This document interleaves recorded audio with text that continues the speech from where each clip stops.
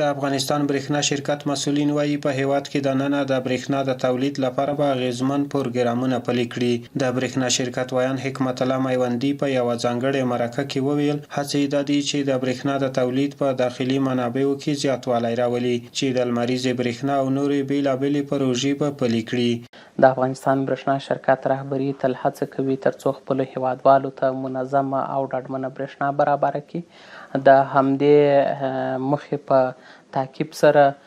موږ یو 15 کلن ستراتیژیک پلان جوړ کړی دی چې د هغه پلان په تطبیق کې به موږ وکولی سو چې د داخلي منابعو د تولید په کچه کې زیاتوالی راولو، چې اوس مهال موږ د مختلفو پانګوالو سره پر مختلفو پروژو باندې کار کوو، چې د بیلګې په ډول زه تاسو ته ویلی سم 80 میګاواټه چې 2 پروژې دي، 40 میګاواټه د ډونرانو سره خبرې روانې دي چې په ننګرهار ولایت کې به د لمریزې برېښنا په برخه کې کار کیږي، او همداراز یوه بله پروژه 40 میګاواټه د کابل ده چې د ډونر سره خبرې روانې دي او تخنیکي بحث یې تقریبا 80% 90% بشپړ شوی دی. همداراز په هرات ولایت کې د بادي او لمریزې برېښنا د تولید دپاره سرمایه ګزاران راغلي دي، د هغوی سره هم تخنیکي بحث روان دی چې 40 میګاواټه برېښنا به وي. د بلخ ولایت دپاره 40 میګاواټه لمریزه برېښنا ده، پر هغو باندې هم د ډونرانو سره خبرې روانې دي، تخنیکي بحث یې روان دی چې انشاءالله العزیز دا هغه پروژې دي چې اوس مهال تر کار لاندې دي او تر بحث لاندې دي. او د دې ترڅنګ موږ د کاسازر پروژې په تړاو باندې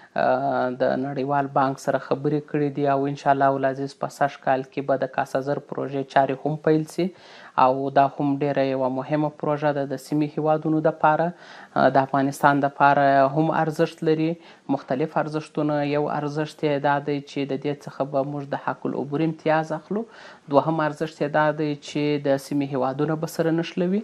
ښاغلی میوندي زیاتوي چې د ترکمنستان هیواد څخه د برېښنا واردولو په موخه د یوې بلې مهمې پروژې کارونه هم پیل شوي دي او د هیواد په کچه د څو بندونو جوړولو عملي کارونه روان دي. موږ یوه بله پروژه چې 500 کیوي لین دی د ترکمنستان څخه به کابل ته برق راواردوي، پر هغه باندې هم کار شروع کړی دی. انشاءالله العزیز هغه پروژې چارې هم پیل شوي دي، لومړنۍ چارې. او د دې ترڅنګ موږ د میدان وردګو پر چک وردګ بند باندې کار شروع کړی دی چې انشاءالله العزیز په 18 میاشتو کې به د دې چارې بشپړېږي او ګټې اخیستنې ته به سپارل کېږي. په پنجشیر کې مو د پارندې بند باندې کار شروع کړی دی چې انشاءالله العزیز د دې چارې هم پر تکمیلېدو دي. او همداراز کونړ کې 2 بندونه دي چې تخنیکي ستونزې درلودلې، پر هغه باندې کار روان دی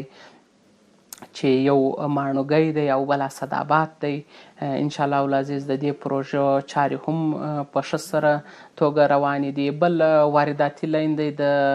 غزني څخه کندهار ته چې پر هغه باندې کار روان دی. لومړۍ برخه چې د دې تهدابونو جوړول وه هغه تکمیل شوي دي، نو اوس مهال د دې د پایو درول او لین کشي، همداراز پر دې مسیر باندې ځینې سبسټیشنونه دي د هغوی جوړول دي چې پر دغه 2 برخو باندې انشاءالله العزیز په نږدې ورځو کې کار پیلیږي او یعنې تدارکاتي پروسه تکمیله شوې ده. او همداراز د نورالجهاد سبسټیشن دی په هرات ولایت کې چې موږ د ترکمنستان هیواد سره په ګډه دا پروژه تکمیله کړې ده او امتحاني یا لومړنۍ تخنیکي چالاني یې ورکړې ده.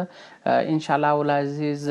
دا به هم په نږدې وختونو کې ګټې اخیستنې ته وسپارل سي. د برېښنا شرکت ویان زیاتوي چې په جوزجان ولایت کې د یو سبسټیشن جوړولو کارونه هم پیل شوي دي چې د یو کال په موده کې به یې د جوړېدو چارې بشپړې شي. موږ په جوزجان ولایت کې د شیخ صاحب امیرالمؤمنین حفظه الله په ځانګړي هدایت سره د جوزجان ولایت د اقچې په 5 ولسوالیو دپاره یو سبسټیشن جوړولو چارې پیل کړلې چې په یوه کال کې به دا سبسټیشن چارې بشپړې کیږي او دا تقریبا 390 میلیونه افغانۍ شاوخوا پر دې باندې لګښت راځي. پر دې سب سټیشن باندې. په دې سب سټیشن کې تر ټولو مهمه خبره دا ده چې پخوا به کله سب سټیشنونه